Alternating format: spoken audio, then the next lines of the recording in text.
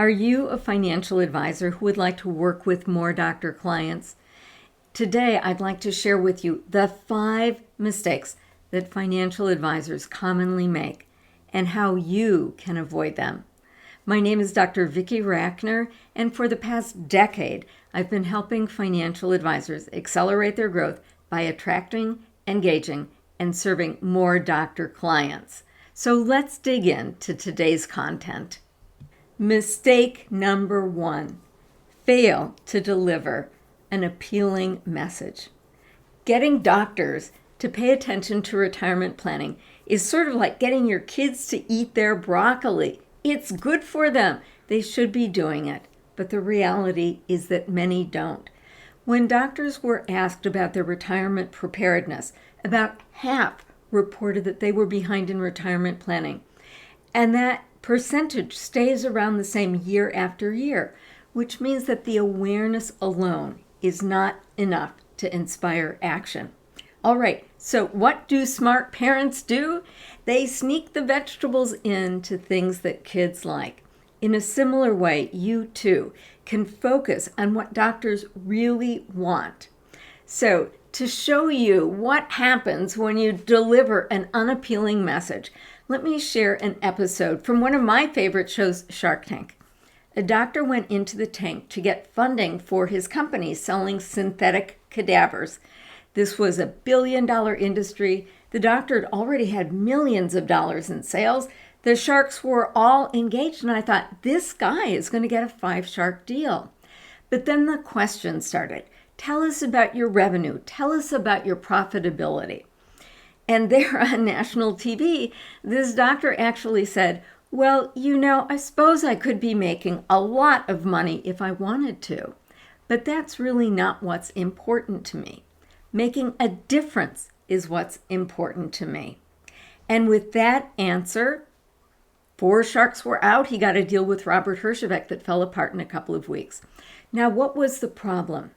The problem was that the doctor did not know how to talk to these sharks in a way that made the sharks interested.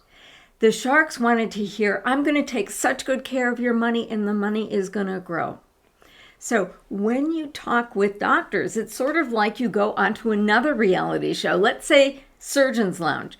So you walk in and there's 5 surgeons sitting in plush leather chairs. You want to do a deal with as many of them as possible. Now, what do you do in order to get their attention? Well, you give them something that they really want. And the doctor who entered the Shark Tank told you it's about making a difference. And the reality is that as doctors build wealth, they can make a bigger impact and serve in bigger ways. Here is the single most important thing for you to understand as you do business with doctors. Doctors are wired differently than your business-minded prospects and clients. I remember going over to Europe and I went to plug in my laptop, but you can't do that directly because Europe is wired differently than the US. You need an adapter to make this connection. So too, doctors, I call them white coats, are wired differently than suits, business-minded people. In order to actively engage doctors, it's important to adjust your message so it's something that doctors want to talk about.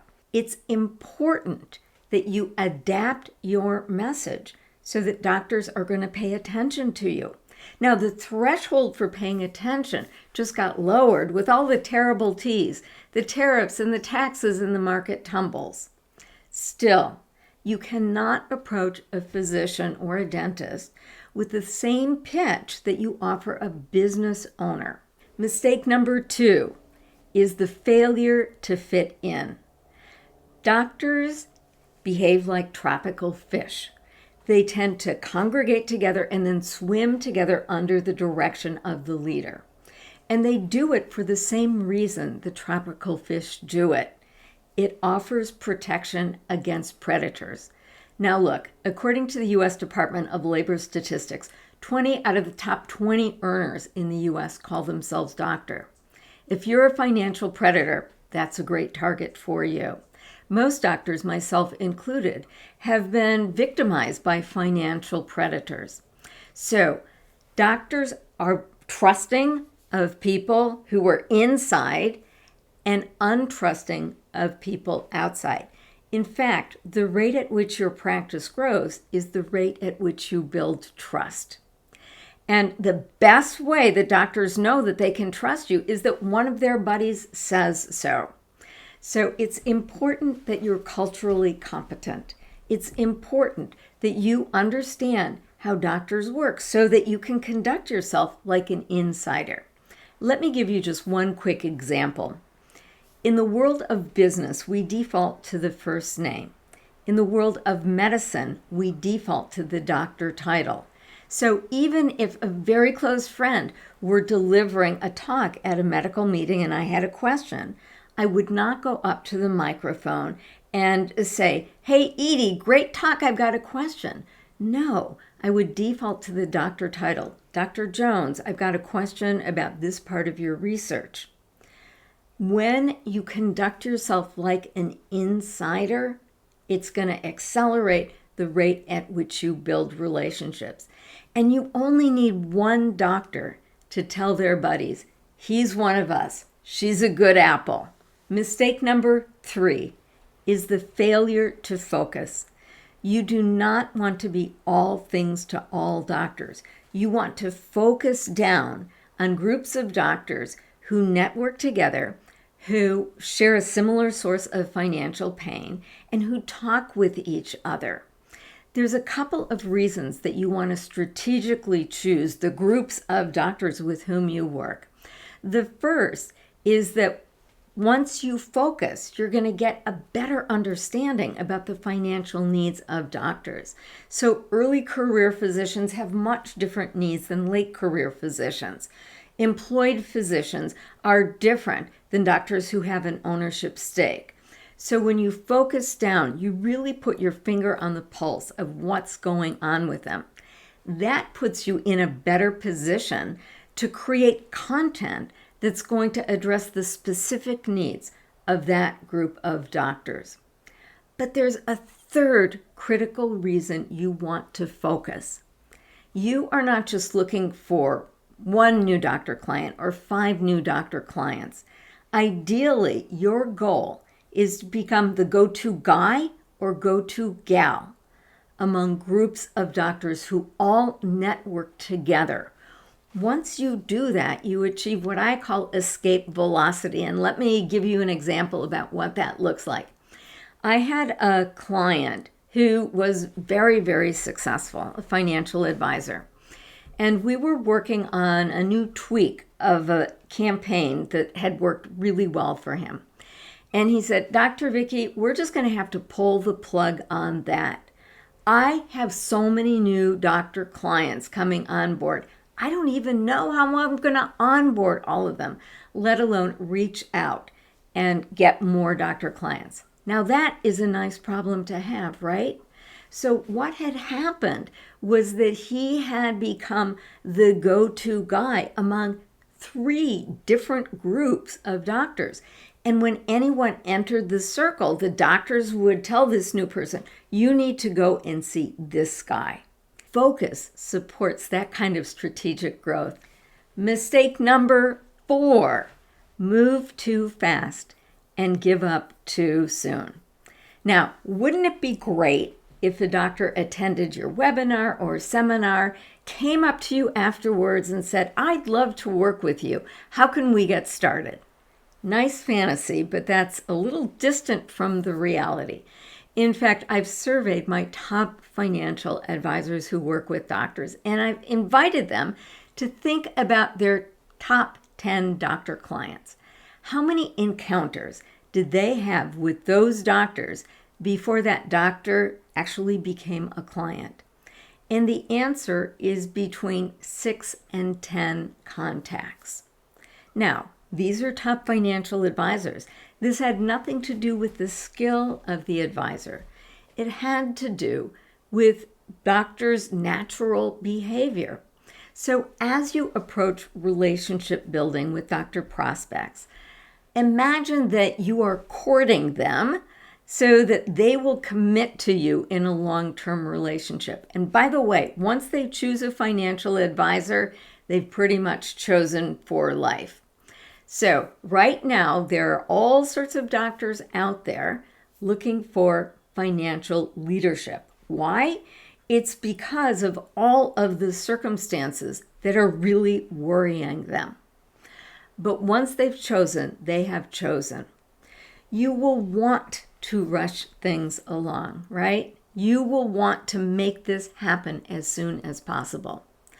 But what you want to do is just take a deep breath and be patient. You, of course, talk about different things when you're dating on the 6th date than you do on the first date. On the first date, you don't talk about how many kids you want, right? On the first date, you really should not ask doctors to open up their financial kimono. You should wait until the relationship has evolved to the point where this is a natural thing to do. So, what does this mean for you? Well, first of all, it means that you have a system in place to regularly deliver value to doctors. Many financial advisors in my Engaging Doctors community use my book, The 9 Money Mistakes That Doctors Make, as a yummy treat, as a gift that they can give to doctors. Well, there are 9 mistakes, right? So they can deliver the digital book or the physical book, and then they can go back and offer little pearls of wisdom with each of the 9 money mistakes. So there's 9 contacts right there. Then they can go back through the cycle again and offer different pearls of wisdom with each of these 9 money mistakes. The point is that it's important to set up a system that will align with doctors' natural behaviors. Just expect that you will need multiple contacts with doctors. Mistake number 5 is the failure to leverage the power of doctor evangelism.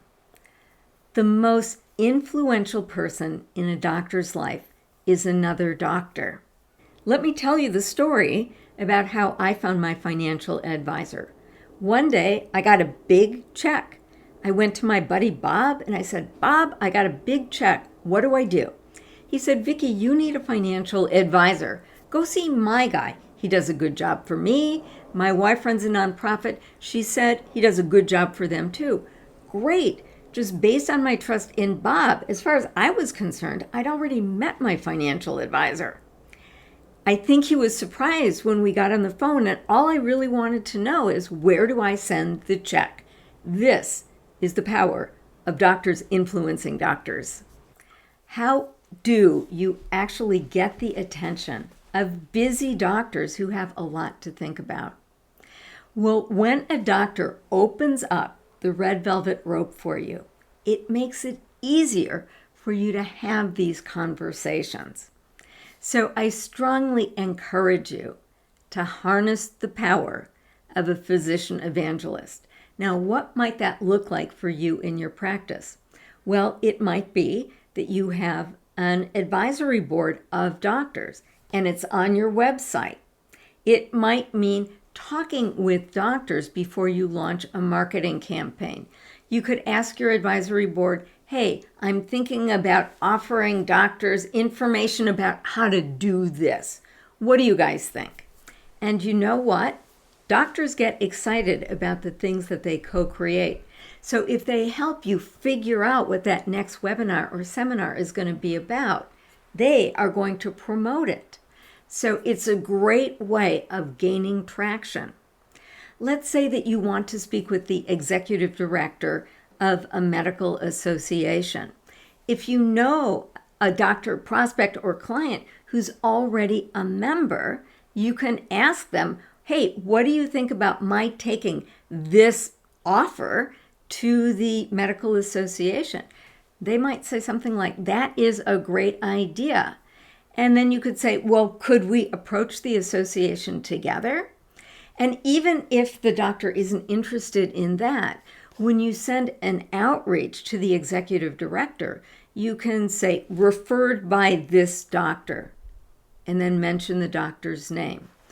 Once somebody hears another doctor's name, things seem to open up in a way that they don't when they get a call or an email from a financial advisor. And one great thing about using my content, my doctor written content for doctors, is that now you are now under my veil of credibility.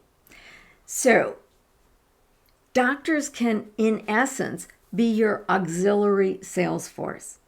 Invite them into the role. Groom them.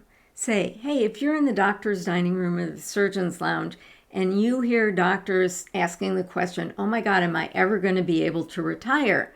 Please invite them to reach out to me and I'd be happy to send them some resources. So let's summarize the mistakes to avoid. Mistake number 1, deliver an unappealing message. Make sure that you're having a conversation that doctors want to have. Mistake number 2, the failure to fit in. Make sure that you are culturally competent.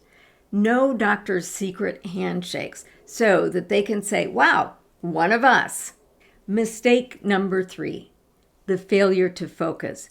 You do not want to be all things to all doctors. You want to focus down on specific groups of doctors who share a similar source of financial pain, and they network together so you have an opportunity to be the go-to guy or go-to gal among these groups of doctors. Mistake number 4, move too fast or give up too soon. Understand that doctors are going to need multiple contacts with you before they move down the relationship funnel from somebody who has no idea who you are to a lead, to a prospect, to a client. And mistake number 5, failure to harness the power of physician evangelism. This can be like rocket fuel that can turbocharge your progress. Let me remind you that today, doctors are looking for financial leadership. Only half of doctors are working with professional financial advisors. They are looking for somebody just like you so that they can make smart financial choices. The question is, what can you do so that you are in a position to be found? This is what I am an expert at doing. I help financial advisors accelerate their practice growth by working with more doctor clients. I am on a mission. This year, in 2025, I want to help 10,000 doctors move from struggling to thriving. You can be part of this because what I know is that when doctors turn around their financial stories, their lives transformed. So I've got a special offer for you.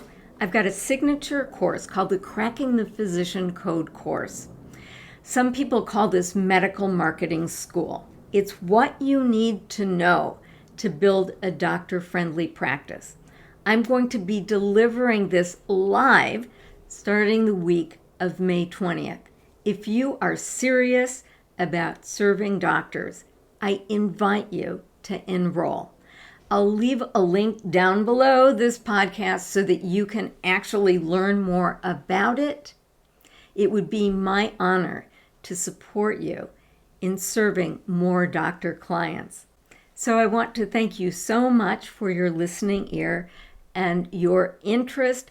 Please feel welcome to share this information with other financial advisors who also might be interested in working with more doctors. I'm Dr. Vicki signing off for now. I want to remind you of the important work that you do.